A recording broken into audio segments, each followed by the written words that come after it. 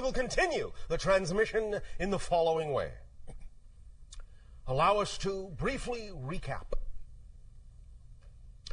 You'll have your 15-minute time span, which is the time in which, generally speaking, the neurological pathways go from plasticity to hardwiring themselves with a new idea. And with every single thought, with every single feeling, with every single definition, you change the wiring of your brain. And now, with the understanding and the introduction of this specific structure of belief, embedded through the holotopic experience into the center of your receiver antenna brain, you now can have the opportunity to always allow there to be a doorway to the light, even in the darkest of hours, even in the most negative of beliefs. There will always be that tug and that pull to remind you that there is always a light at the end of that tunnel, and to urge you to walk toward it. And to know that every moment is a new reality, a new you, utterly and totally defined by whatever definition you choose to buy into most strongly at that moment. And we remind you of your mechanisms of manifestation, making the invisible visible that is already here, and motivation, discovering what beliefs you have attached to the ideas of pleasure and pain. That these things are not things you have to learn, just things you have to clarify and use as tools.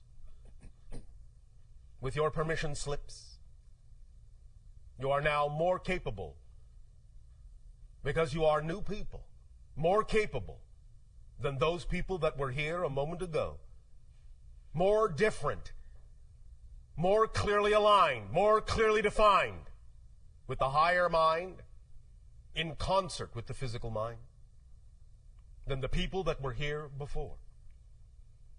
Those people are in another reality. It still exists, but they are not you and you are not them.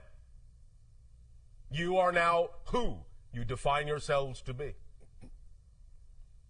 Feel the difference in greater ways every day, and you will see and experience the immediateness of the shift from reality to reality by simply creating greater difference between them. Because there is already a total change with every change. And now, in keeping with the idea of the manifestation mechanism we described, by focusing and concentrating your intention, as you did in the holotopic experience, bringing your passion, your vibration of highest resonance into it, we now transfer to the other side of letting go, opening up, surrendering, not thinking about it, changing the subject, going in a new direction, lightening up, not worrying about it at all, letting the higher mind take care of it for you, letting the higher mind involve itself with the how your passion will manifest, of the how the synchronicity will present itself to you. This already works. You don't have to make it work. It's the nature of the structure of existence and creation itself. Let it work. Allow it to work. Relax. Let go. Be at peace.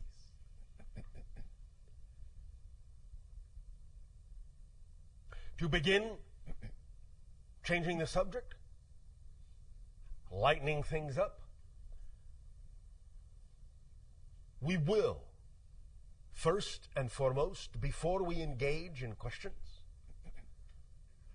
tell a story. So relax.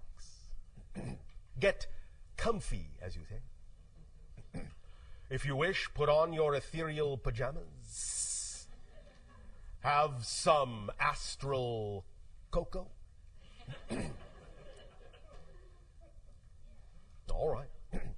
and sit before your crackling etheric fire. Relax. Once upon a time, on my world, when I was first training to become a contact specialist, my father and my mother brought me before a group of very experienced contact specialists, 10 in all. They related to me, each and every one in his or her turn, their stories of their first contacts with other civilizations and what they learned from the experience, what they gained, how they grew, how differently they perceived the idea of creation by having experienced another facet of creation through the auspices of a completely different civilization, and how that reflected upon us and how we could look at ourselves in different ways.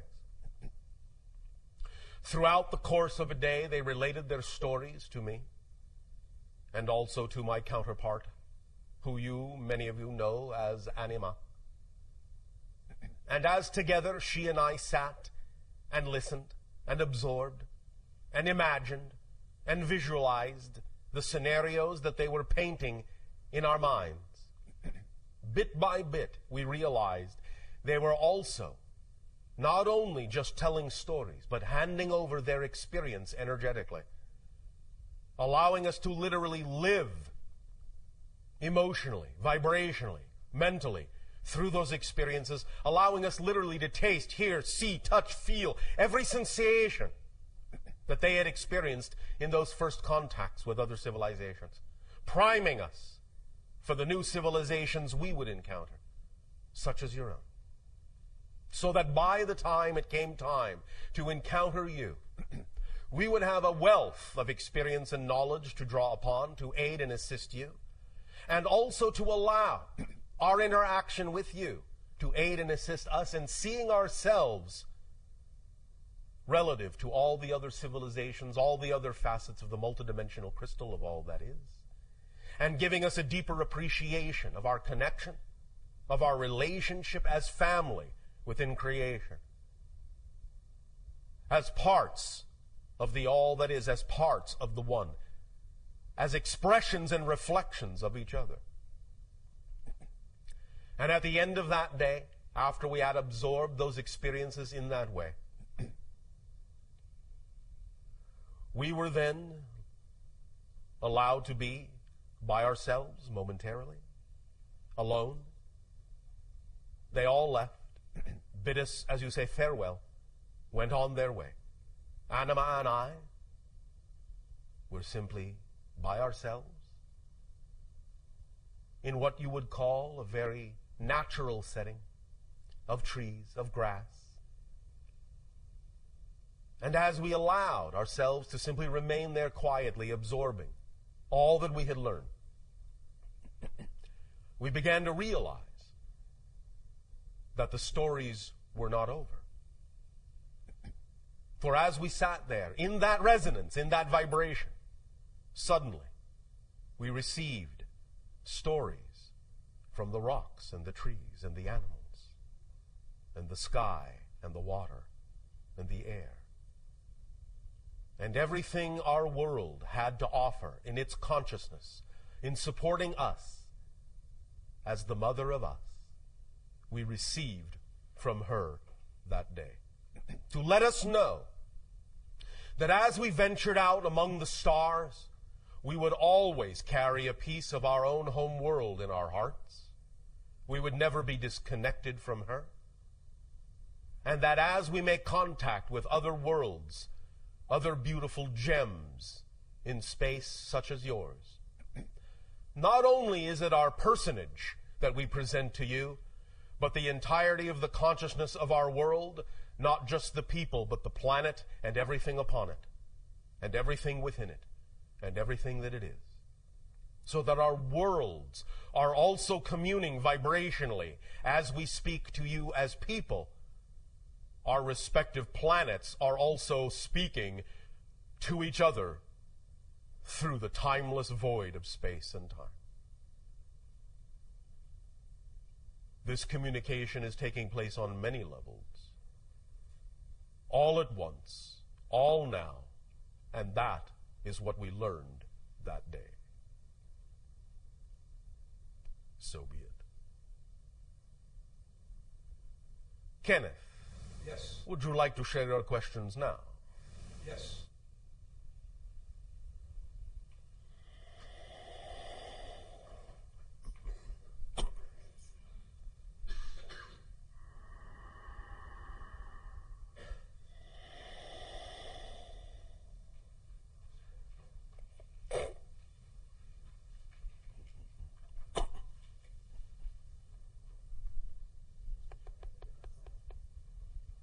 Hello, Bashar. And to you, good day. I was really glad that the guy this morning called you B. Yes. I like nicknames. They save so much time. Yes. Of course, you know, these days we recognize that as a dual-layer joke. The first layer being, of course, on the human level, where nicknames really don't save that much time.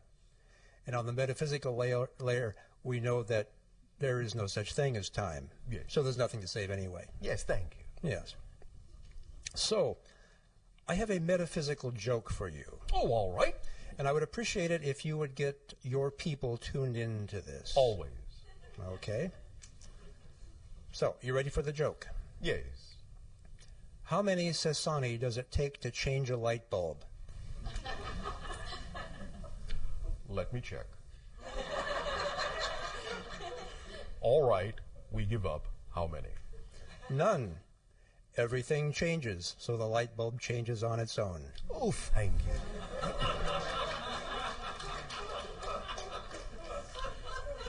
Oh, thank you also for participating in lightening up the energy so that it is easier for individuals to let go and surrender. Thank you. I appreciate your acknowledging that. At a previous channeling session, I say previous in quotes since it's all happening now anyway. Thank you. You talked about the games that you guys play on your world. Yes. And so I have a question about games. You say that your people are on average about 5 of our feet tall. Yes. So does that mean your basketball hoops are proportionately lower?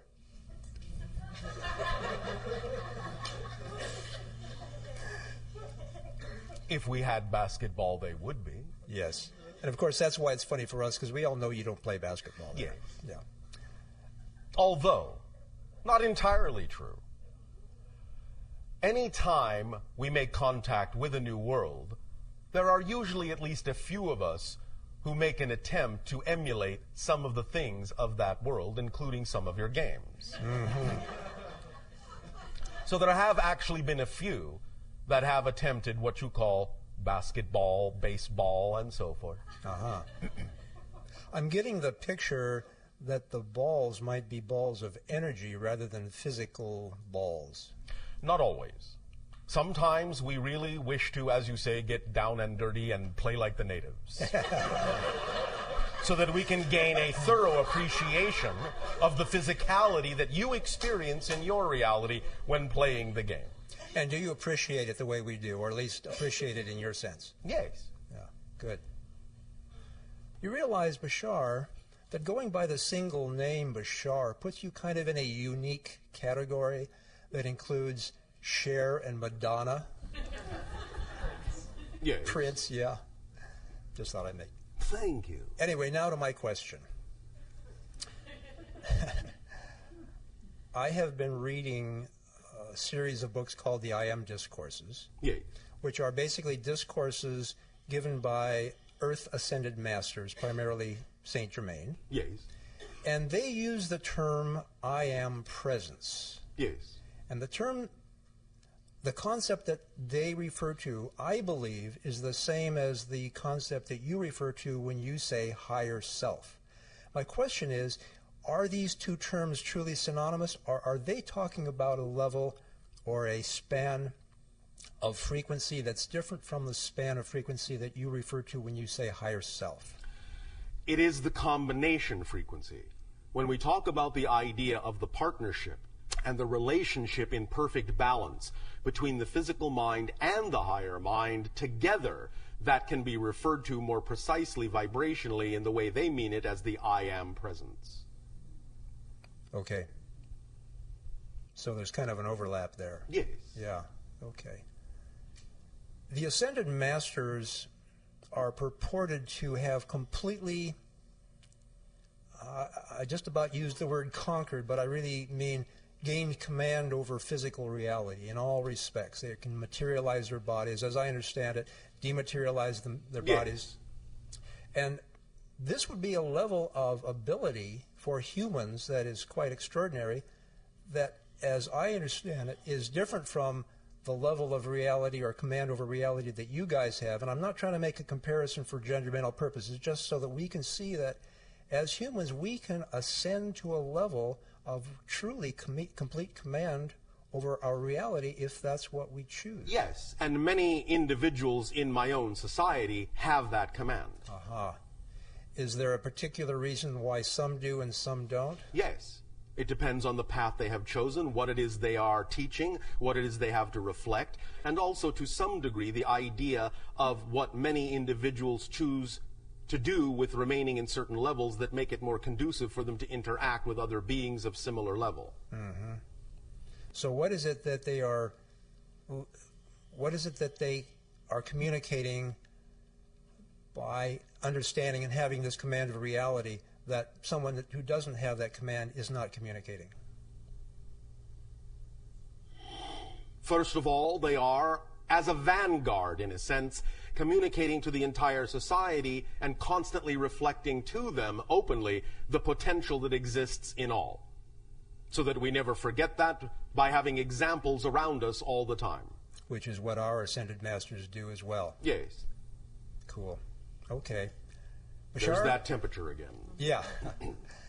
That's the end of my questions. Bashar, get out of my way. I'm coming through. Shivai. Shivai to you. Thank you, K. Welcome, B.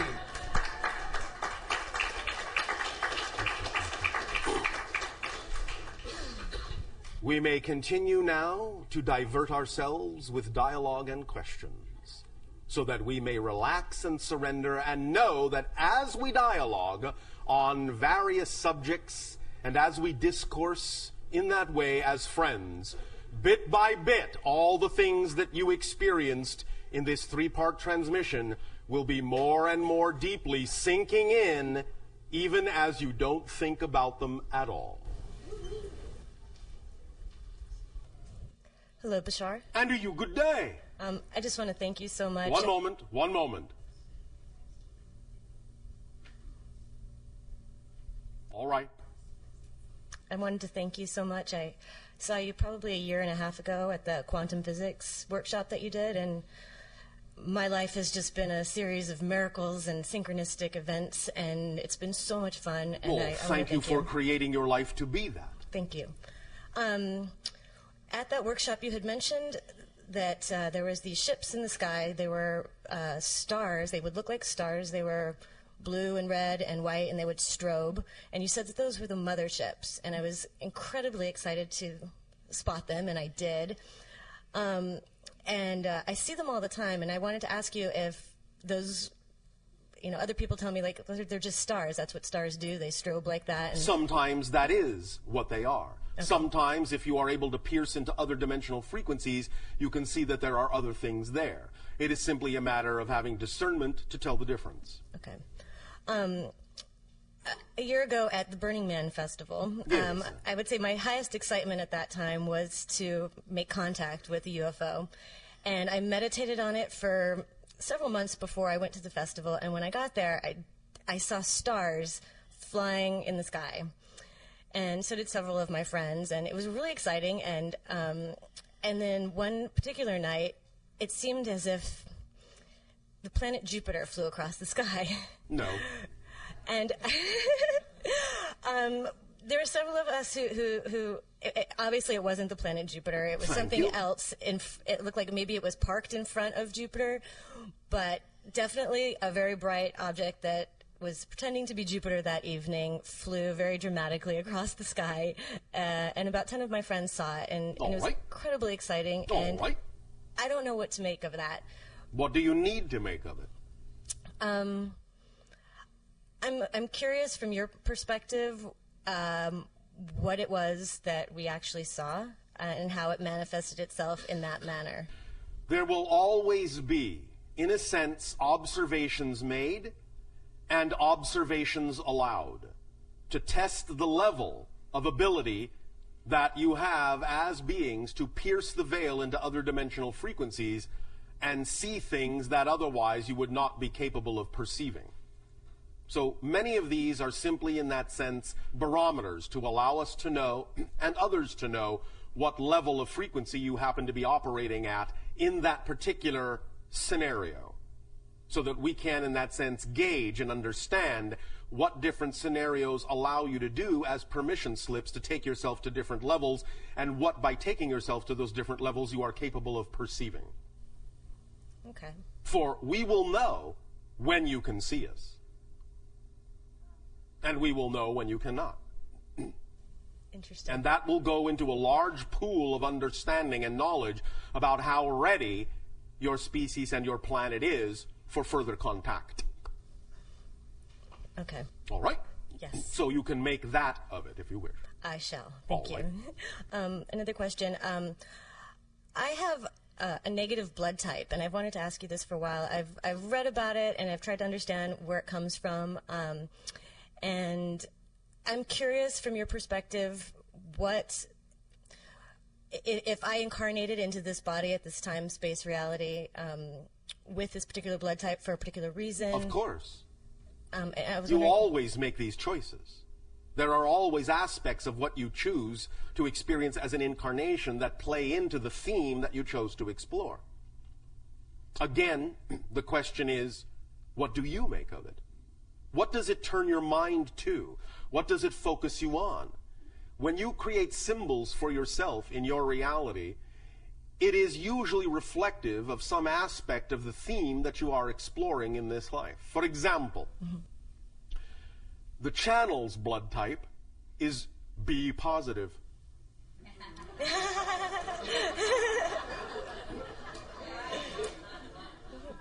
Catch my drift? Yes. Does that help? Yes, no, maybe. A little bit. I was wondering if you could explain a little bit where it comes from, and as we have recently said, humanity is a mix of a variety of genetic types, the idea being that some of it is extraterrestrial in origin. So in that you have these mixed up genetics, some of the issues of blood type are connected to that, and some of them are also representative of the indigenous stock of the hominid that evolved naturally on the planet. But at this point in time, as you call time, at this point in your evolution, at this point in your day and age, it all simply functions right now as a symbol, in the sense of whatever it is that it turns your mind to most strongly is usually a reflective indication of a theme that you are exploring, and that's the way to utilize it, in our opinion, at this time. Okay. All right. Yes. And I have one last question. It's a little odd question. Oh, an odd question as opposed to an even question. Yes, well, exactly. It's question 3. I guess that makes it odd. All right. Okay. I've been studying a lot of mythology, and the stories are really fascinating. I can see how they're all related across, the Bible and Egypt and whatever. Yes. And there's a story of Samson, and the strength was in his hair. Yes. And it got me wondering if we hold our wisdom in our hair. And not literally. Not literally. And what it is, why, is there a thought form that manifests as no hair in men? and no offense to our channel, obviously. I don't have any hair either. I told told you it was a strange question. But I was curious, It's a why is that case-by-case basis, why men and it in our will also culture- depend upon when the symbol appears archetypally in your history in terms of what the symbols mean to that particular culture at that particular time. It isn't always across the board for every single era and every single epoch that the symbols mean the same things or are representative of the same things. In that context, the idea really was self-image. The strength was in how he saw himself. Hair being a representation to many people on your planet of their image. Do you understand? Yes. So, it was a lesson in the idea of regardless of what you are going through, it is the image you hold of yourself that will actually carry you through. And when the hair was cut, what that is a euphemism for is somebody, in a sense, offering him a reality where he chose to accept it as a diminishment of his self-image. But once he regained his self-image, once his hair grew back, he regained his strength. But it's an issue of self-image. You follow? I do. So, the idea now, in terms of not having hair, is the idea, in a sense, that image isn't so important anymore, that it is, in that sense, the idea of being, shall we say, naked to the world. Do you understand? I do. All right. Does that help? It does. Is there a reason why in our culture right now that there's the gender difference in men and women? Why? I mean, why does that manifest in that way? Well, you are still dealing, as many civilizations do, with various issues of polarity. And the idea will continue for quite a while in your civilization, even as it still to some degree continues in ours, even though we are becoming more homogeneous and becoming less physical. There is still the expression of the polarity to some degree, because there are still themes of polarity to explore on that level in your reality. Okay. And when you say polarity, you mean hair and no hair? I'm confused. I am speaking now of what you just said about the idea of male and female. Right. But I'm saying, why is it that men in our culture tend to, it's usually not a pleasant thing when this happens to men in our culture, and I'm wondering why it manifests that way as a gender difference. Vulnerability. The males require more vulnerability. You understand? I do. Thank you. Thank you. Thank you very much.